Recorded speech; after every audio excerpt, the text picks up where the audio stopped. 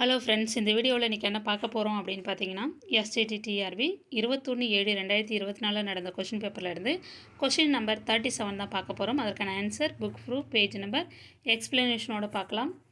Question பாருங்கள். பண்டிகை என்ன மொழி சொல்? ஆப்ஷன் ஏ திசைச்சொல், ஆப்ஷன் பி வடசொல், ஆப்ஷன் சி இயர் சொல், ஆப்ஷன் டி திரிசொல்.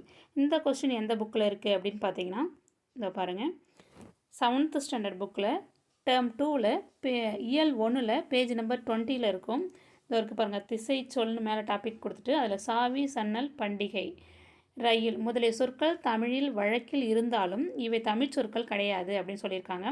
பிற மொழிகளில் இருந்து வந்து தமிழில் வழங்கி வருபவையாகும். இது இவ்வாறு வடமொழி தவிர பிற மொழிகளில் இருந்து வந்து தமிழில் இடம்பெறும் சொற்கள் வந்து திசை சொற்கள் அப்படின்னு சொல்கிறாங்க. ஓகேங்களா? அப்போ பண்டிகைன்றது திசை சொற்கள்.